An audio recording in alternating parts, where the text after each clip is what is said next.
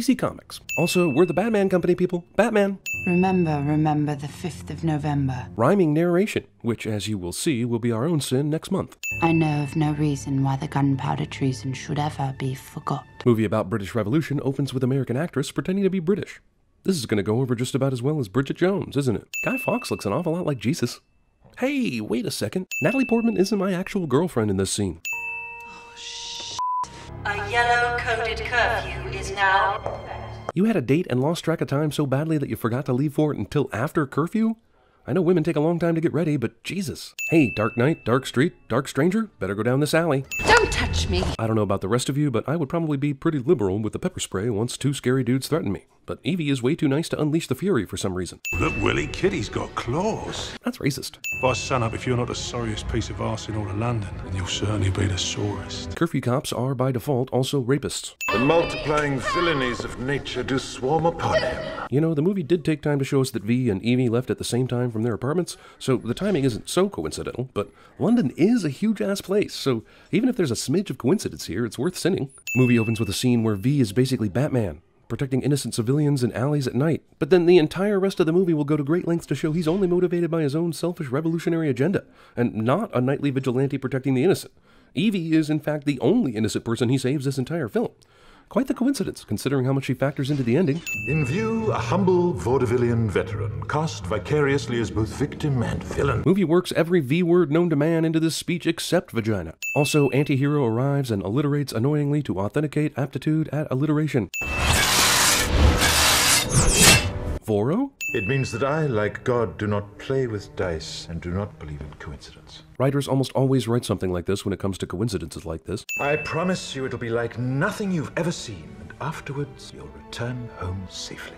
Alright. Even if you're a crazy person in a mask, all you need to get a girl to go out with you is confidence. This sign shows curfew begins at 10:30, and Evie didn't even leave her house for her supposed date until 11 p.m. What a stupid human. Hey, we're terrified of our oppressive government, and there's a scary rapey curfew. But there's music playing, so let's all go outside. I guess it's a good thing there's a curfew, and only rapists will be killed by this building's demise. There might be other stray Natalie Portmans walking around too, but they knew about the curfew. Man, even the fireworks from an exploding building form into a V? This movie has a fetish. Today's 1984-style villain will be played by John Hurt, who actually was in the movie 1984, back in the year... well, I can't remember. This is probably not a coincidence, if this screenplay is to be believed. Okay, so this London society has cameras everywhere. The government knew Evie was with V last night. They knew she was captured by Fingerman just before that. Why haven't they already traced her steps all the way back to her apartment? Also, I guess after V destroyed the Bailey, he walked Evie home back through the dark alleys without running into any more Fingermen, and they didn't say another word to each other. You went to see Daddy Dietrich, didn't you? Yes, at 11 p.m. for some reason. Lead on a girl. You mean someone took the 5 minutes necessary to watch the surveillance cameras? I don't recall ever getting stood up by a more attractive woman. Well, maybe you should schedule dates to begin before curfew, huh? Only 8 hours late, fellas. Gotcha. Only 8 hours late, fellas. Also, how did they ID Evie from what was obviously grainy surveillance cam footage without finding out her job in the process? What kind of big brother government is this? Also, Gotcha. that employment ID card clearly says void on it. So even though you're ultimately lucky that she does actually work there, you are a shitty detective. What possible television show that the uber-conservative chancellor would allow are these freaking skimpy flamingo dancers preparing for? The director said, let's put an apple under one of these monitors so someone looks like more of an asshole. Oh, now I see why it took so long for them to find Evie. It's so that they would arrive too late at her workplace, which just so happens to be under attack by V right now. Bullshit hiding spot actually works. London's government in 2020, whatever year this is, must also have a stake in JVC televisions. Also, this is odd product placement, right? Your TVs are in a movie about a fascist government, and in a big scene they show static? Did some other TV company pay to have JVC TVs in this instead of their own? Damn, this family f***ing loves them some alcohol. There is something terribly wrong with this country, isn't there? Movie dialogue doubles as honest assessment of America and pretty much every country in existence. Except Canada. They got figured out. Cameras. Your submission. We need cameras. This is the exact line that caused my first college girlfriend to break up with me. Cover the exits. You aren't doing that already? Damn, I feel like this is a character who should be a lot smarter than this. Why isn't he smarter than this? Get anyone not wearing a mask out of here. Who besides police officers fit that description? Are you including the two people you just unmasked? And why do people without a mask get to leave? Why are they above suspicion? Does the order get everyone not wearing masks out of here include people with masks? Don't shoot me, please! It's him! It's him! All 526 cops fall for this. Also, did every single officer come out with these two guys? Are there not any officers still in the room who can help out? Also, don't all cops have a pair of handcuffs? Why aren't the masked people in handcuffs? What kind of fascist society is this anyway? These cops are all fired. Oh, well, never mind. Here we go. Green wire or red wire cliche. I did it. Good job, guy who obviously lucked out by way of screenwriting. We were here before you even got started. So you're saying that not only is it a pretty huge coincidence for V to meet Evie in the alley in the first place, but also that he just so happens to attack the television station where Evie works, mind you, at a time when she's in the building and ultimately in the same fucking hallway? Jeez, is everybody still in the exact same place they were during V's broadcast? What's he thinking? Is he considering leaving her? Weren't there cops outside the building? Didn't Finch tell this guy to cover the exits? How did V get out? Or are they saying that Finch told this one dude to cover all the exits?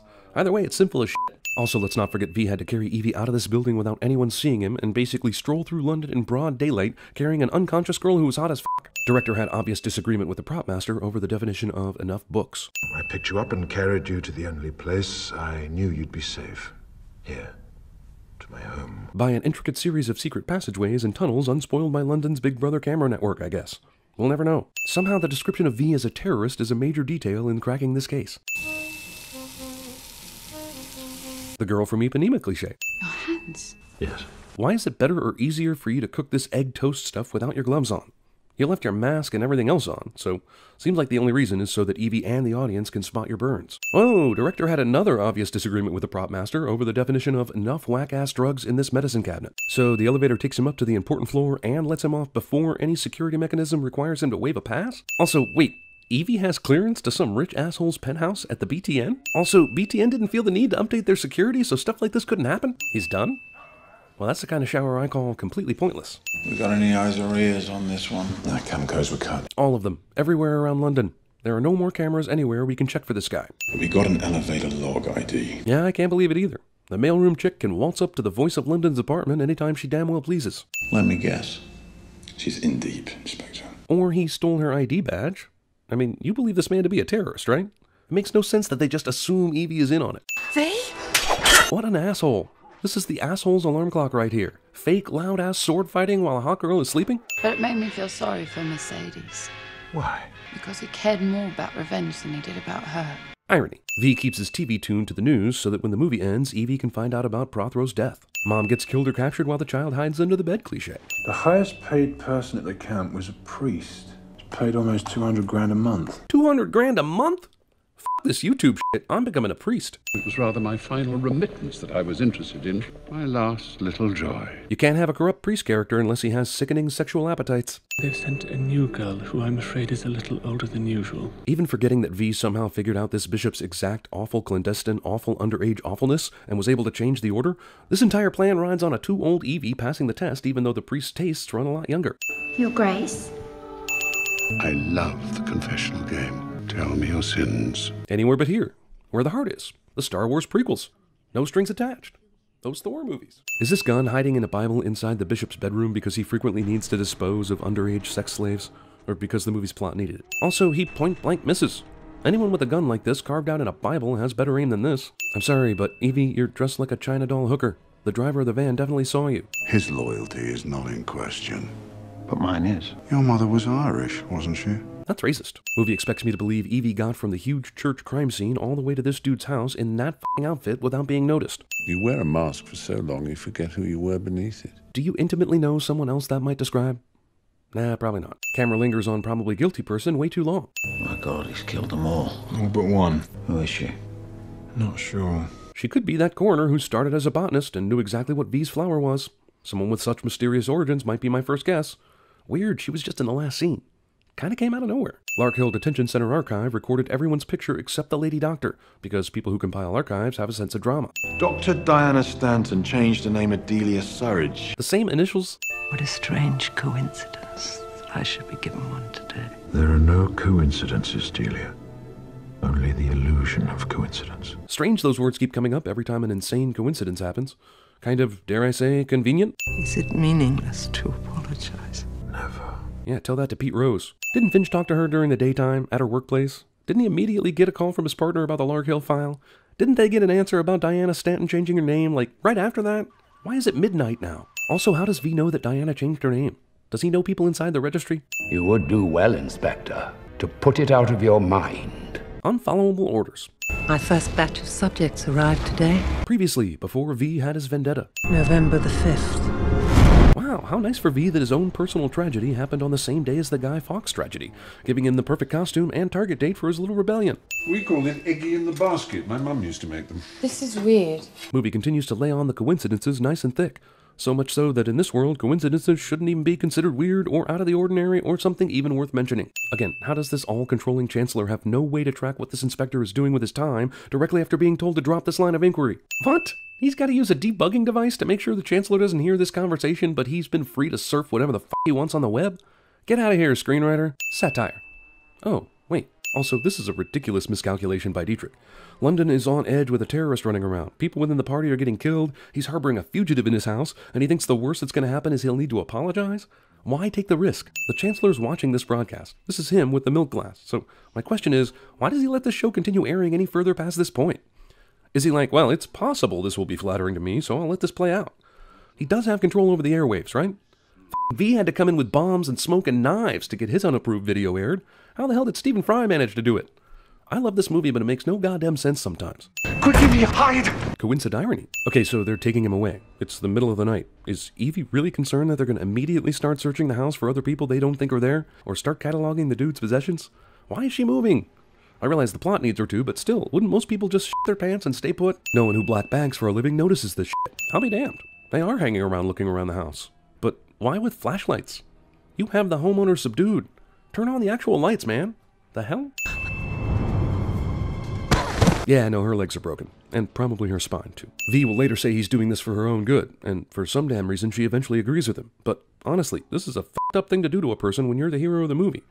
Even if you're the bad guy. This is actual torture. He basically brainwashes her to believe the way he wants her to, and morally, the movie is absolutely okay with that. And I am not okay with that. Her name was Sarah.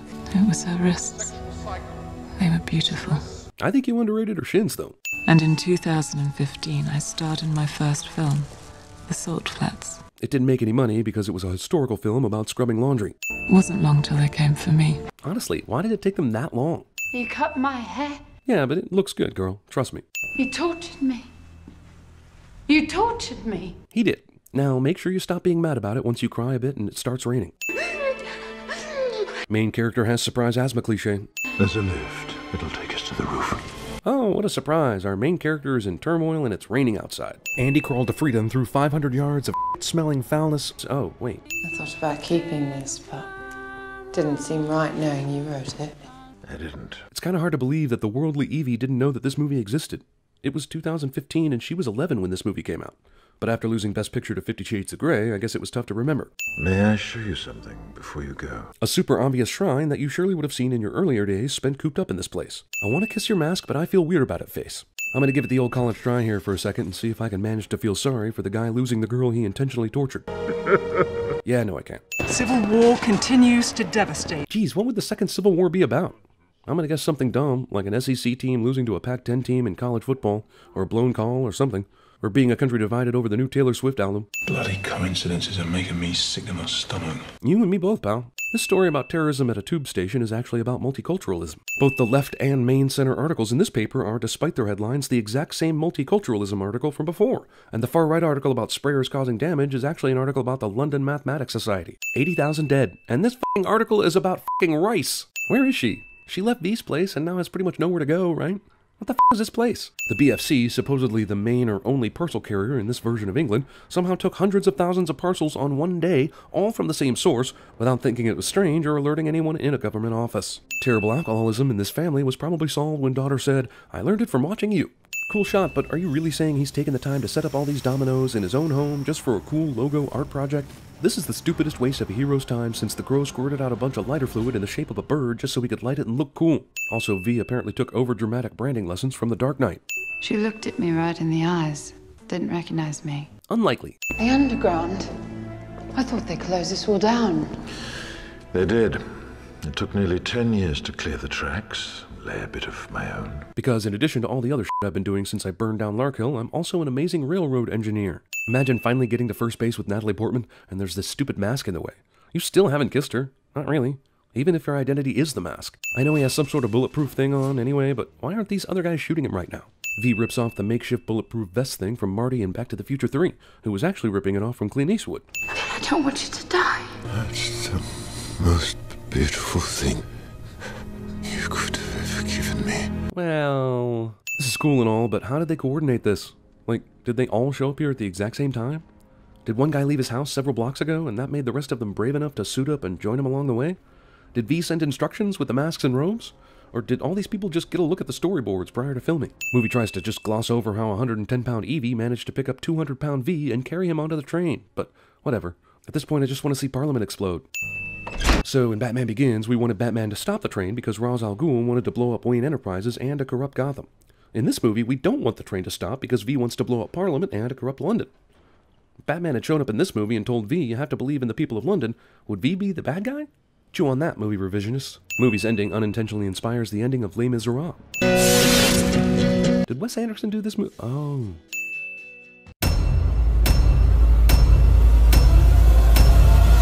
Arrange a detail of 6 men and take her out behind the chemical shed and shoot her.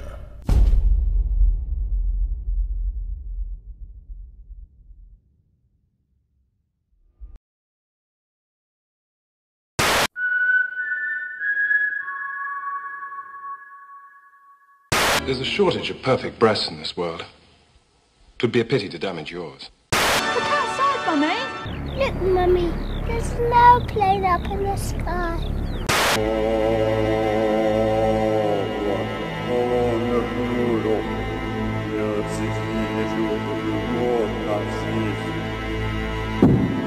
That's all I have to say about that. And that's all I have to say about that. Any leads on finding this guy? Leads? Yeah, sure. They got 4 more detectives working on the case. They got us working in shifts. Leads. New and improved Joker product! That luscious tan, those ruby lips and hair color, so natural, only your Undertaker knows for sure. I know what you're saying! Ready? Yes? My name is Derek.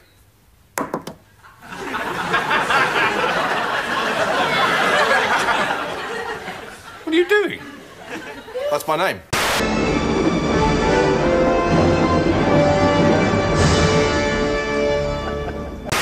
Now that's done with, it's time to have a look at your face.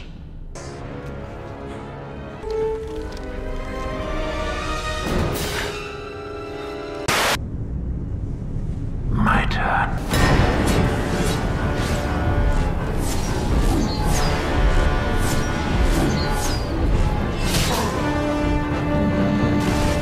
The Yule Ball has been a tradition of the Tri-Wizard Tournament since its inception. Now, place your right hand on my waist. Where? My waist.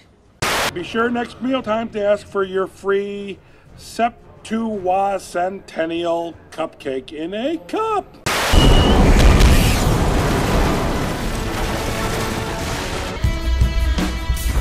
You met me at a very strange time in my life.